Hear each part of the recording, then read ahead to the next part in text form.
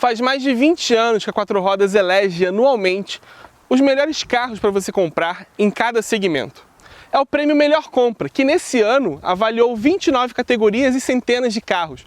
Mas o grande vencedor do Melhor Compra é esse carro aqui, o Honda HR-V Touring 2023. E eu vou te contar o motivo de ele ser a escolha da nossa equipe como o melhor carro desse ano.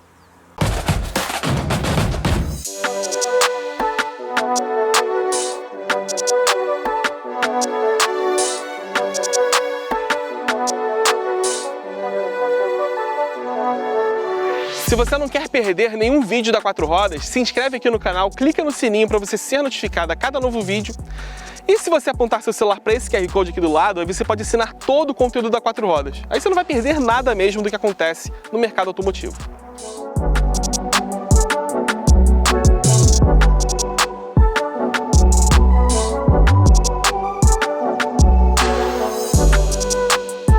Eu já te apresentei tudo sobre o Honda HR-V por aqui, tanto na versão aspirada quanto nessa versão turbo.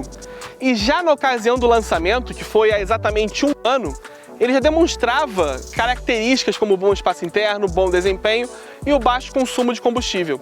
Só que àquela altura, o preço dele destoava da concorrência. Ele foi lançado mais caro do que os rivais. E agora, com o passar do tempo, o HR-V ele aumentou menos e o preço ficou um pouco mais equilibrado. Mas antes de entrar nesse detalhe, eu queria te contar como que funciona a eleição dos carros do Melhor Compra, como nossa equipe trabalha para eleger esses carros como as melhores compras do ano.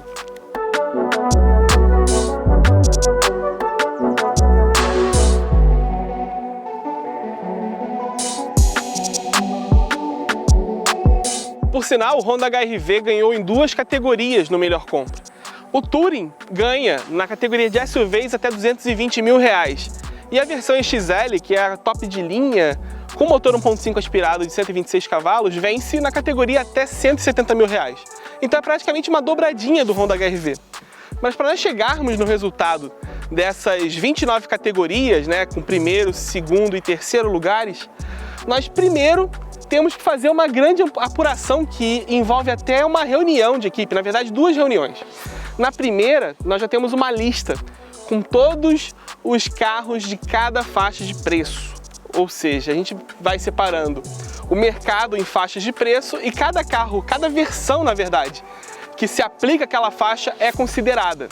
E aí temos uma longa conversa que, na verdade, é um grande debate, porque aí vem a experiência de cada um, vem os nossos números de teste, o resultado, o conteúdo de cada carro, a alteração que o carro teve de uma linha para outra, ou se ele vai mudar de geração ou vai ganhar um facelift mais para frente, o que poderia implicar numa desvalorização do carro atual. Enfim, nós passamos praticamente um dia inteiro para selecionar os 5 melhores de cada faixa de preço.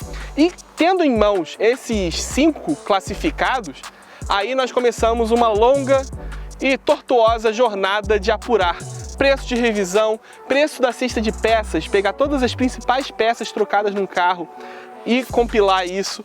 Também tem a questão de custo de seguro, porque, enfim, o seguro também é um custo muito relevante anualmente para o comprador. Então a gente coloca tudo isso na mesa e aí sim a gente vê quais são os dois carros que não entram, né, não são classificados no pódio do Melhor Compra e quais são os 3 melhores, classifica esses 3. E aí vem as grandes surpresas, porque às vezes um grande candidato que a gente imaginava, não, se vai despontar porque é mais completo, não, esse tem um baita consumo. Aí vem um seguro muito alto, vem uma cesta de peças com farol de R$10 mil, R$15 mil, e aí isso pesa no final do dia.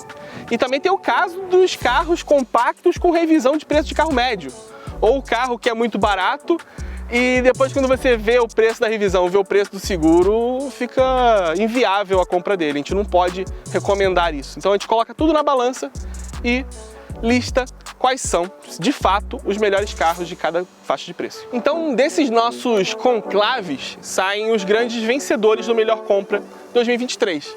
Agora vamos pegar então, dar uma volta no grande campeão para relembrar as qualidades dele que trouxeram ele até aqui hoje. Depois a gente fala dos outros. Vamos nessa?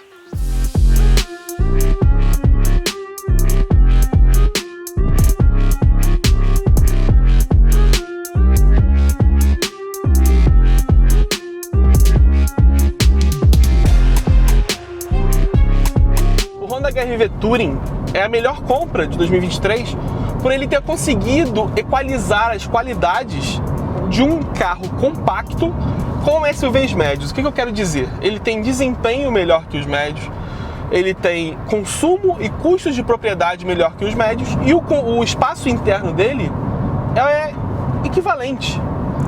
Ele meteu o stonks nos médios, porque essa nova plataforma ela tem pontos estruturais que favorecem o melhor aproveitamento dessa cabine. Então ele consegue entregar, com 2,61 m de entre-eixos, o espaço interno de um Volkswagen Taos com 2,67 m. Como isso foi possível? O segredo dele é o banco traseiro ser mais recuado na carroceria. O encosto do banco traseiro, se você olhar, você vê que o paralamas não, a caixa de roda traseira está bem aqui. Isso não chega a comprometer o conforto da espuma, não. Mas você ganha esse espaço. O encosto traseiro não está à frente, ele está praticamente ao lado da caixa de roda. Então esse espaço todo do entre-eixos consegue ser aproveitado, ao contrário de muitos carros que não conseguem, porque a plataforma não permite. Claro que isso tem um impacto. O porta-malas dele ficou 80 litros menor do que na geração passada. Mesmo o carro tendo mantido praticamente as mesmas dimensões, ele até parece um pouco menor por causa do design. E esse porta-malas ainda tem duas luzes de LED, uma de cada lado, e abertura elétrica, por aproximação inclusive. Só que aconteceu de eu estar abastecendo o carro, sair, eu fiquei ali muito tempo perto e o porta-malas abriu sem eu querer. Paciência.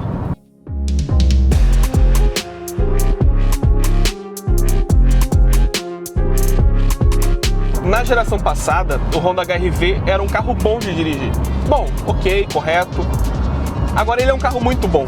Eles conseguiram melhorar em termos de vibração e barulho na cabine com um novo acerto de suspensão. Ficou mais confortável, não tem mais batidas secas como o antigo tinha.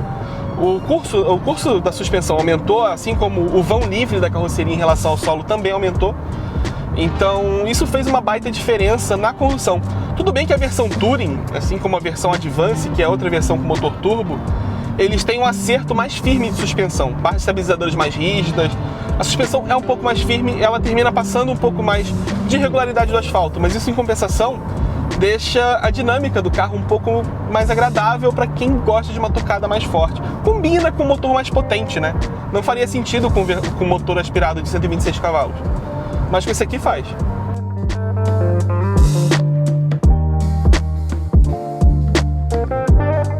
Bom, esse motor turbo ele está com 177 cavalos, ele se tornou flex também nessa nova geração, que ele não era. E o câmbio CVT evoluiu pra caramba. Não é o tipo de câmbio CVT liquidificador valita. Ele aproveita a simulação de marchas muito bem e ele tem uma inteligência de reduzir, né, deixar a relação mais curta numa descida, de encontrar a melhor relação de marcha possível para uma subida. Você não sente aquela coisa do câmbio CVT se esforçando, do motor gritando muito na cabine, pelo menos com esse motor turbo. E eu achei isso muito interessante. É legal que ele tem 7 marchas, mas, por exemplo, agora eu tô a 100 por hora. Se eu usar a borboleta para avançar uma marcha, na verdade ele vai reduzir para a 7ª. A posição que ele fica no drive é mais longa do que a 7ª marcha que ele simula. É como se ele tivesse um overdrive e isso não fosse declarado. Porque quando ele está no modo sem marcha, ele usa a relação mais adequada para ele. A amplitude é muito maior do que qualquer câmbio automático, convencional ou manual. E isso acaba beneficiando totalmente o consumo desse carro. A vantagem do motor turbo é que ele consegue também, por ser leve como um SUV compacto, ser mais rápido do que um SUV médio. Ele foi de 0 a 100 no nosso teste em 8,9 segundos. Isso fazendo 11,1 km por litro na cidade e 14,4 na estrada. É todo esse contexto que pesa para ele ter se tornado a melhor compra de 2023. É um carro que você precisa dirigir. Se você vai comprar um SUV, dá uma volta no HR-V para você ter uma referência. Eu particularmente gosto da ergonomia que ele tem hoje. Aquele console mais alto, era mais ou menos nessa altura, me agradava.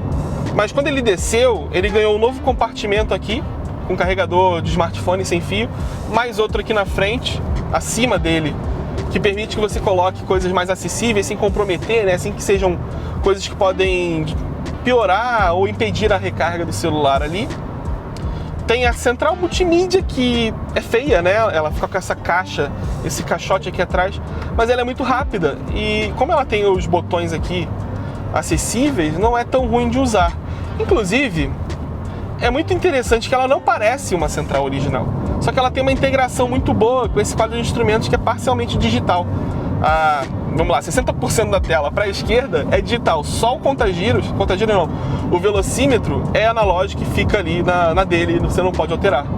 Com isso, quando você tem aqui, por exemplo, no meu caso, um Waze no Android Auto, quando ele tem uma mudança de direção aqui, ele automaticamente joga para o meio do contagiros. E quando passa, ele volta aqui para o trip, para o mostrador de combustível, que é o que eu estou vendo aqui direto. Mesma coisa, se eu mudo a música que está tocando no meu Waze, por um instante ele mostra qual é o nome da música e o cantor na tela.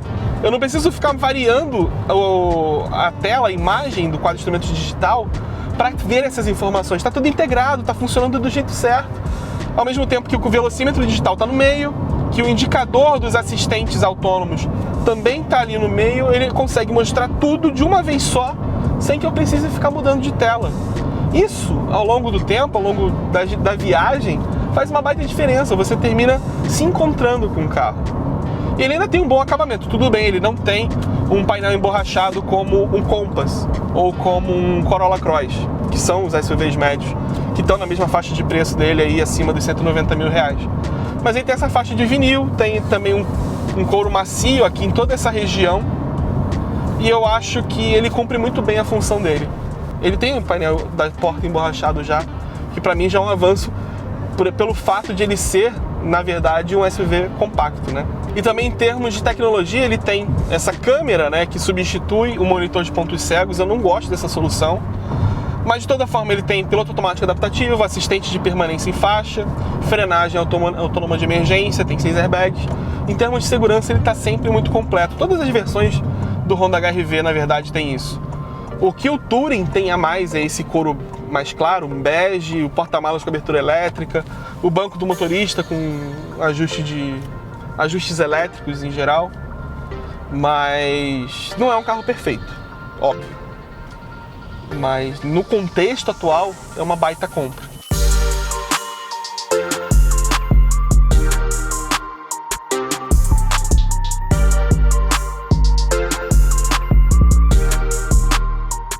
Bom, o Honda HR-V Touring, esse carro aqui, ele ganhou o melhor compra 2023. Mas existe uma segunda condecoração muito honrosa, que é a de destaque do ano. E quem ganhou nessa foi o GWM Haval H6. Destaque do ano é como se fosse uma aposta da nossa equipe, porque esse carro, ele estreou com preços muito competitivos, ele deu uma movimentada tanto no segmento de híbridos, né, chegando num preço muito próximo do Corolla Cross, que é o líder de vendas, como também nos SUVs em geral. Os rivais chineses dele, como BYD Song Plus e Caoa Chery Tiggo 8 Pro, tiveram que mexer nos preços para conseguir lidar com isso. E as 3 versões do Haval H6 têm premiações no melhor compra desse ano. A versão híbrida ganha na categoria de híbridos até 300 mil reais. E a versão híbrida plug-in fica na 3ª posição nessa categoria. E na categoria dos híbridos acima de 300 mil reais tem o H6 GT, que é a versão com carroceria coupé, que nós chegamos a mostrar aqui, que é o 2º lugar, ele fica só atrás do Volvo XC60 T8 Polestar. E por mais que seja uma marca estreante, a GWM está entrando no Brasil com uma estratégia bem robusta e até diferente. Ela tem sua rede de concessionárias, tem venda online, tem garantia, tem serviço 24 horas e já tem inclusive uma fábrica. E a fábrica já começa a operar em 1º de maio de 2024. Só que ainda não teve tempo de a gente ver como está a lida com os clientes, as primeiras revisões, a entrega dos carros. Ainda está aquele fluxo de entrega das primeiras unidades, todo mundo curtindo, todo mundo achando muito bom, chamando garantia para pequenas coisas, mas a gente precisa ver a marca se consolidando no Brasil. Ainda assim, nos parece uma estratégia robusta e por isso o Haval H6 é o destaque do ano no melhor compra 2023.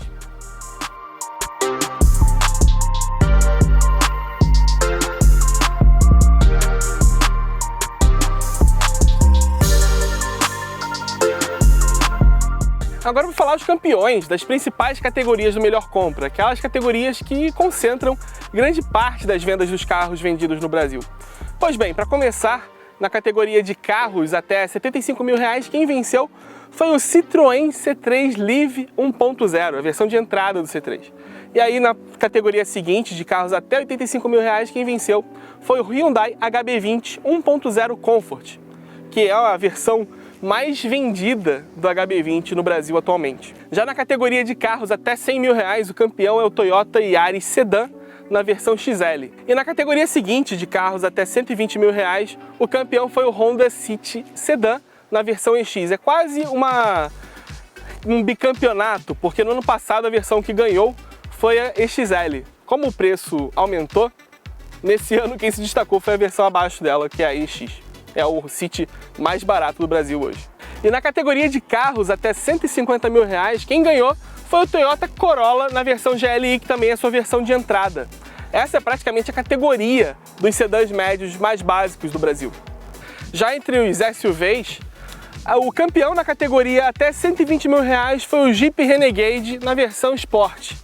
Vale lembrar que em 2022 quem ganhou a melhor compra foi o Renegade na versão Longitude, só que ele foi lançado com pressão. Esse ano ele já está praticamente no preço da categoria superior, a faixa de R$ 170 mil, que quem venceu neste ano foi o Honda HR-V na versão EXL. E aí, na categoria de até R$ 220 mil, deu o HR-V Touring com motor turbo.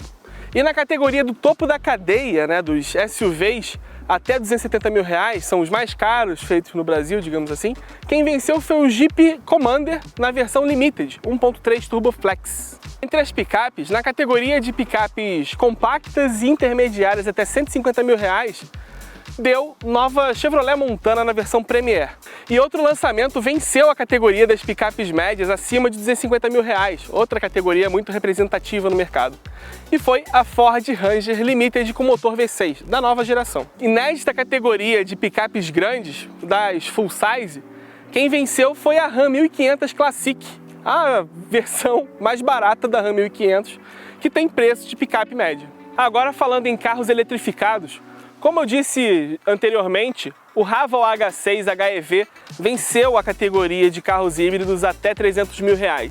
E na categoria de acima de R$ 300 mil, quem venceu foi o Volvo XC60 Polestar.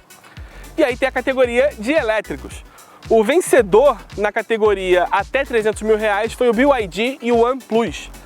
E na categoria acima de R$ 300 mil, o vencedor foi o Volvo XC40 Recharge Plus. E nós já vimos que nessa toada, no próximo ano, nós teremos que quebrar essas categorias de híbridos e elétricos, ou em mais faixas de preço, ou em segmentos mesmo, de carroceria, que já tem muito híbrido e muito elétrico disponível no Brasil, e isso é muito bom.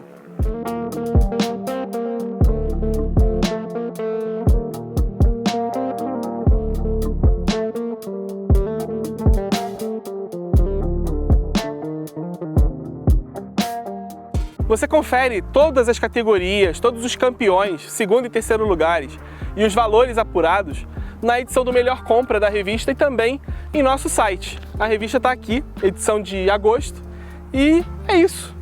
Você não sabe o trabalho que dá fazer jornalismo, viu?